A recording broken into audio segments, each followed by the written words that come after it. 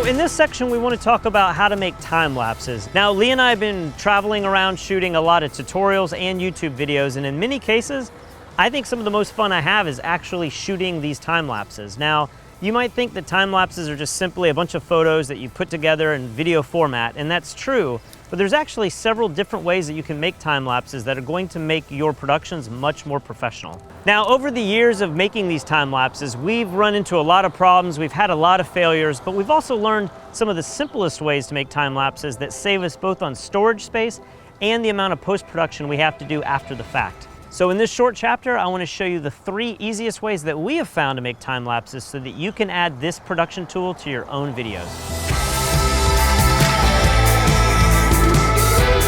So the first way that you can make a time lapse is going to be the simplest way, and that's just to shoot video. Now, in order to make a compelling time lapse, you're going to have to stabilize your camera, so we're going to need a tripod. So you're going to want a really sturdy tripod because your camera is going to be sitting in the same place for minutes, maybe even hours if you're shooting something like astrophotography. So once you have your camera on your tripod, you're basically going to frame up your shot, set your aperture and your shutter, and then essentially just hit record. Now, what we have found in the field is that it's actually best to set your camera completely manually. So if you set your camera in aperture priority or shutter priority, in many cases you're going to get these weird flickers as the light changes. The one auto setting that does tend to work is auto ISO, and the reason that works so well is because it can actually move in very, very small stops. Typically, your aperture might change in 1/3 stops, which is actually a pretty big difference in exposure. But auto ISO, at least on most of the modern cameras, I mean, it can move from like ISO 10 to 20 to 30, settings that you might not even have access to if you're changing the ISO manually on the back of your camera. So essentially with video time lapse, you're just gonna hit record, let it run for 5-10 minutes. Once you have your video captured, you're gonna throw that into something like Premiere, and then you can ramp up the speed to get the desired effect depending on how fast you want the scene to move. Now, while I've been out here, I've actually filmed a simple video clip that we're gonna take into Premiere in a minute, but let me tell you a few of the pros and cons of using video for your time lapses. Now, the pros are, it's absolutely the easiest way to make a time lapse. You simply just take a video and then speed it up in post. Another thing that's useful if you shoot video time lapse is that, of course, you can speed that up and use the time lapse, but you can also play it back at regular speed and have video that's usable as well. And perhaps the most useful feature about shooting video time lapse is you can do some really creative speed ramps. Because you have real-time video, you can start the video and then speed it up into a time lapse, which is something you're not going to be able to do with some of the other techniques. Now, there are quite a few disadvantages to shooting video and speeding it up for time lapse. One of those is that it takes up a lot of space. If you're shooting 4K video and you want the scene to run for 30 minutes, that's a lot of data that you have to store on your memory card. And if you travel like we do, you have to store that video on an external hard drive or a NAS box, which becomes very precious when you're on the road for weeks at a time. Perhaps the biggest disadvantage about shooting video and then speeding it up into time lapse is you're really stuck at 1/25th of a second, which causes no motion blur whatsoever. So this leaves all of your videos having this very mechanical look. People move as if they're little marching ants. It doesn't look very realistic. Finally, the other disadvantage you're gonna have with video time-lapse is because you could only shoot at 1080 or 4K, you're not gonna have the resolution needed to do really extreme zoom-ins and zoom-outs digitally. If we take time-lapse using still photographs, in many cases we can shoot at 36 megapixels or higher, and you can actually produce something like a 8K video format, which is way larger than you would ever need. But if you want to do really dramatic zoom-ins or zoom-outs digitally, that's going to give you the flexibility to have much more resolution. So now that I've talked a little bit about shooting video for time-lapse, let's take this clip that I just shot out here, bring it into Premiere, and then I can show you a few little things that you can do to get time-lapses right out of your camera.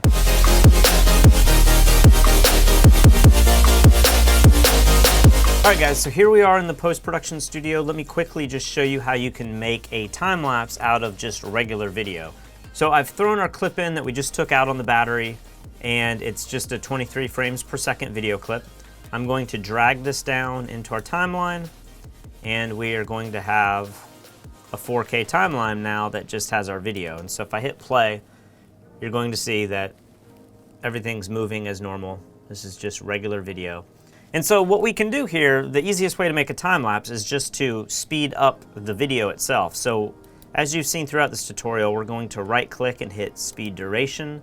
And from 100, we can change it to any number, really. Let's change it to 500. And now if we play this back, you can see that everybody is moving much quicker. Let's speed this up to something like 2,000. That should be interesting. And as you can see, we've taken this clip that used to be over 14 minutes and we've made it 42 seconds. So this is going to be quite quick and dramatic. All right, so if we hit play now, you can see how much faster everything is moving here. Even at 2,000%, it's really not that quick. I mean, we could probably go up to 9,000 to really make this move the way that you would see with a typical time lapse. So just keep in mind, when you're shooting video, you're going to take up a lot of space, and then you're going to have to increase the play duration by a lot to get it to really move. And because we're stuck at that fast shutter speed, you can see the way everybody is moving. It's just really jittering and jarring. The cars don't have any kind of motion. The water has no motion. I guess in a pinch this works, but it's really not the best way to do a time lapse. Now, there are a few other little options I want to show you here. If you go to speed duration, you have this time interpolation that allows you to change between frame sampling, frame blending, and optical flow. Now, optical flow is used if you want to actually slow down your footage and do slow motion. It's going to build new frames and try to figure out what the frames would be that are not there. Frame sampling is when you don't have enough frames. Say you shot something in like 2 frames per second, it would try to fill in the gaps. And then frame blending is the one you might actually want to use for time lapse.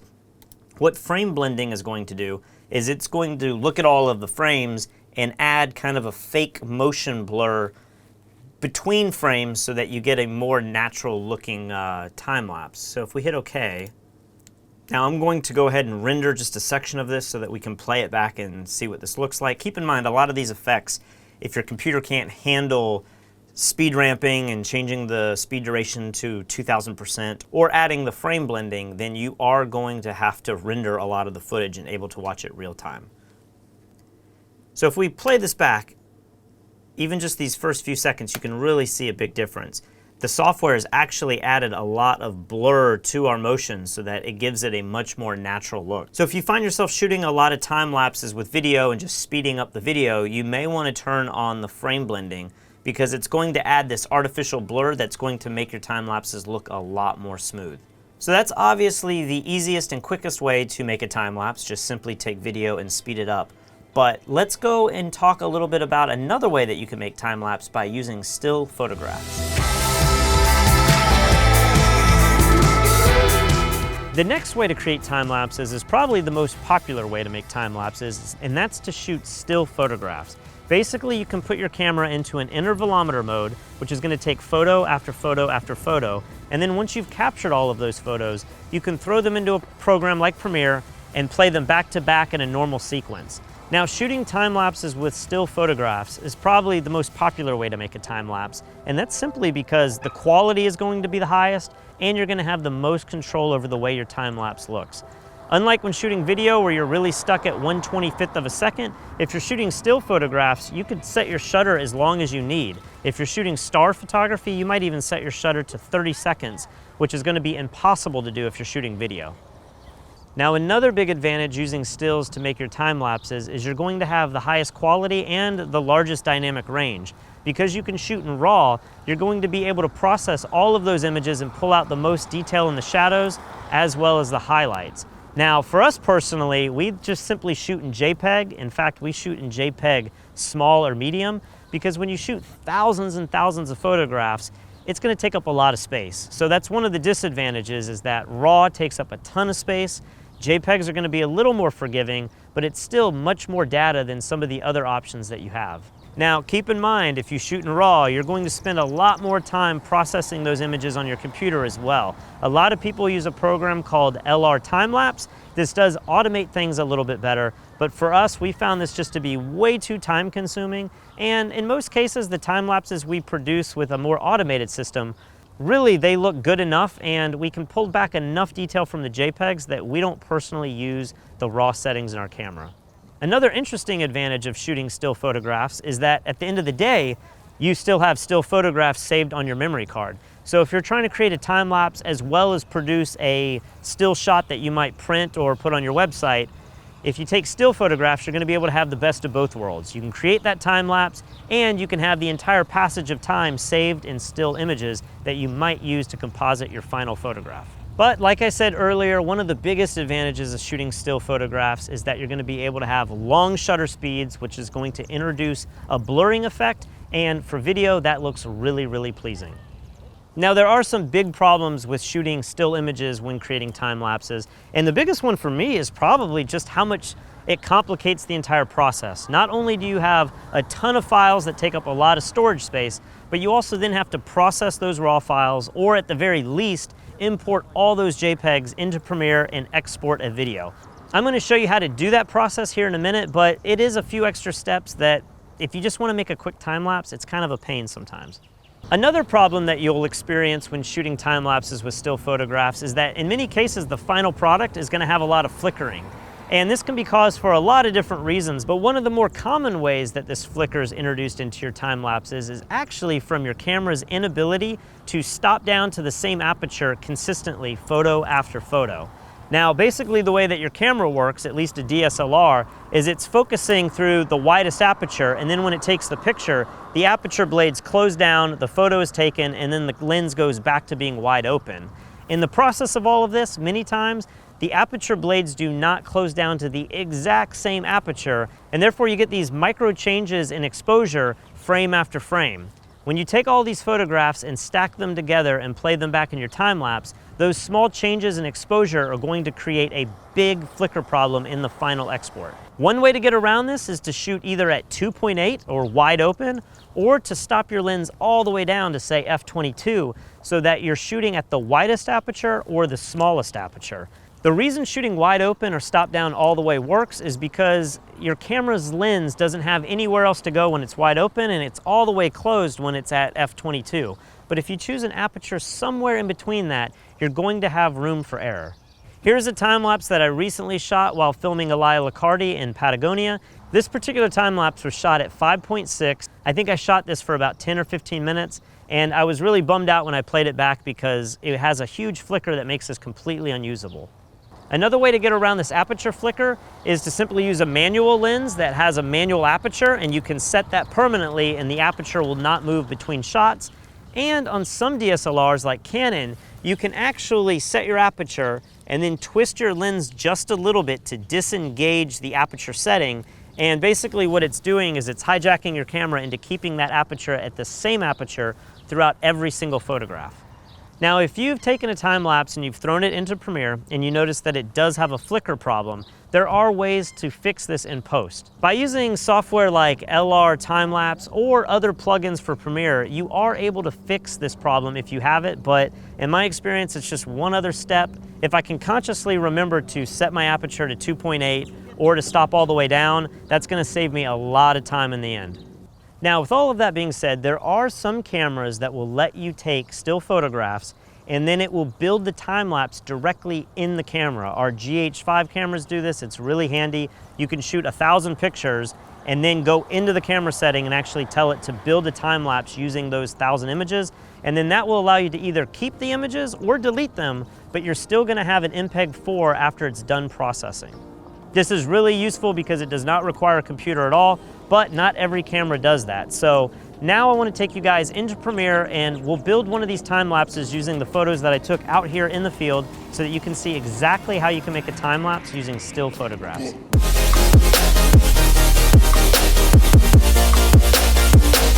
All right, so as I said on location, shooting still photographs gives you the most flexibility. One, you get to shoot in RAW and then you can adjust your dynamic range and pull out a lot of the detail in the shadows and suppress some of the highlights that are getting close to being blown out. And because you're shooting at a much higher resolution than 4K, you might be shooting, 24 megapixels, you might even be shooting 50 megapixels.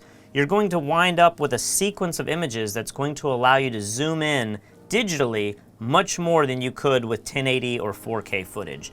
So I have the same time-lapse Premiere sequence opened up here, and before we import our images, let me show you a little setting that you're going to want to change in Premiere. And basically, if we go down to Edit, and then Preferences, and let's just hit General. And then we want to go down to Timeline. What you want to make sure is selected is this Still Image Default Duration. You want to change this to 1 frames. Now, I don't know what it's set to natively in Premiere. It might be 20. And if you leave it set to 20 frames, what it's going to do is every time that you drag an image into Premiere, it's going to allow that image to show up as a long sequence that's 20 frames. And then if you click on it and hit play, that image is going to appear on the screen for almost a full second. So you don't want that. What you want to have with a time lapse is each frame to be 1 frame and every 24 images to make up 1 second of footage. So we are going to change this default duration to 1. Hit OK. And now what I'm going to do is I'm just going to drag over a folder full of JPEGs. Now, for this particular time lapse, we did shoot raw out on location. And what I did was I basically just imported all of those images into Lightroom, and then I tweaked the first file just a little bit to give it a little more dynamic range. I boosted up the shadows, I pulled down the highlights, and then I took all of those settings and synced them across the entire series of images, exported them out at full resolution, and on the GH5, that's 20 megapixels. So these JPEGs that I just imported into our sequence here, they're all 20 megapixel files from RAW, and they've been adjusted to just show that you can get a little bit more dynamic range out of still images than you'll be able to get out of your camera if you're shooting time-lapse directly in the camera itself. So what I want to do is I want to make sure that all of these images are in the correct order. You don't want anything to be out of order, otherwise when you throw them in your time-lapse, you're going to have images that are kind of shuffled around, and you're going to obviously see the jump in time-lapse if that happens. So let's just go ahead and hit the name up here, make sure everything's in order, and then I'm going to start with image number 7. Let's go all the way down to image 304. Now I'm just going to drag these over into our sequence, and then let's zoom in here. And you can see, because we've changed that setting to do 1 frame per image, you can see every time I hit the arrow key over, we are changing between frames. And because we shot still images with a long shutter, you can see the natural blur in the cars here. So the video format that we did earlier, everything was nice and sharp, and we had to use the frame blending option to give a fake blur. We've captured the natural blur by using a longer shutter with the camera. Now, this image is actually zoomed in quite a bit here. So what I'm going to do is click one of these images, and let's scale this down just a bit. And you can see we didn't shoot in 16:9 format. We actually shot, I think this is in like 2:3. So we're going to have to zoom in a little bit so we can get rid of the black bars. If we would have shot in the 16:9 format, we would have lost some megapixels, but we would have had the correct aspect ratio.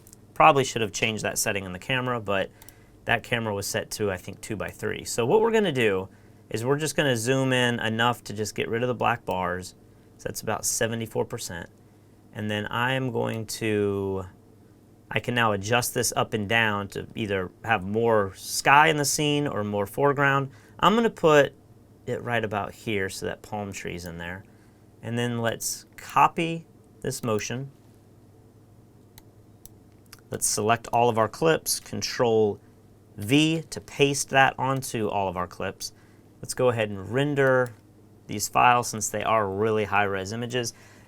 While this is rendering, one thing I do want to mention, depending on your computer and the file size that you have, sometimes Premiere has a really hard time dealing with extremely large files. So when you start getting into 16 megapixels, 20, 24 megapixels, 36 megapixels, 50 megapixels, that's a lot of data for Premiere to be using, especially when this computer software is kind of designed to be shooting 4K, maybe 6K footage. When you start throwing in images that could be 8K in resolution, it's a lot of material for this to process. So sometimes it's still nice, even though you've shot really high-res images, to go ahead and export them out of Lightroom at a much lower resolution, maybe something around 6K, so that your computer doesn't get bogged down. And when you start exporting your final files, if you find that your entire video is failing to export, the first place I would look at is to see if you have any time lapses or any high-res images in your Premiere document. And if you do, you may want to resize those and place them back into your sequence. All right, so we got everything rendered here. Let's go ahead and hit play. and you can see just how much better this looks. Now obviously, having people moving towards your camera is always going to look a little weird. That's just kind of the nature of the framing of this time lapse. But you can imagine if this was cars driving by, or clouds moving. You definitely can see some clouds way in the background, but having this longer exposure and this longer shutter, especially with the cars on the left side of the frame, it's much more pleasing to the eye than if you're shooting just video and speeding it up. I mean, you can see this one frame, the car is almost completely blurred and it's just like a dark shadow. So I think this definitely looks better. And now that we have all these files rendered out, we can select all of these, right-click, and hit Nest. Now what this is going to do is this is going to turn all of those little tiny frames into one nested sequence. And from this point, we can now add all of our effects globally to the nested sequence. So if we want to do, say, a warp stabilizer, and stabilize any movement that might be in the camera, if we want to do lumetri color and start color grading this footage, it's going to be much easier to put any kind of effect on a single nested sequence than it would be on 304 individual images. And with the nested sequence, we can just double click on it and it will always open the original files here so we can see them all individually. Now, as I explained out on location, in many cases, if you shoot time lapses with still images, you may find that you get some flicker. This is caused from the aperture or any other settings that you might have automated that are going to be slightly different frame by frame. And there is a really good program called LR Timelapse that you can use to select all the files and to make those transitions really smooth by adjusting the JPEGs or the RAW files. But that's a little more extreme than what I want to show you guys here, but do know that that software is out there. If this is something you really want to get into and you find that you have problems with flicker, you can look at getting LR Timelapse or even some plugins that can go into your effects panel that might smooth out some of those transitions. But my suggestion is try to shoot wide open at 2.8 or close your lens down all the way to f22 or 32. If you need to, add neutral density to the front of your lens so that you can still get a dark exposure even at 2.8.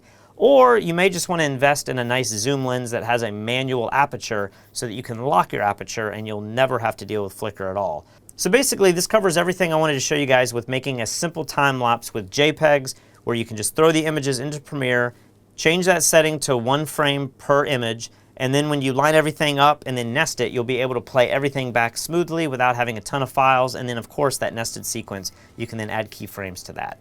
So let me take you back out on location and show you the third way that we like to make time lapses that's going to give you an instant time lapse, but it's going to encode it all into one simple 24 frames per second movie file.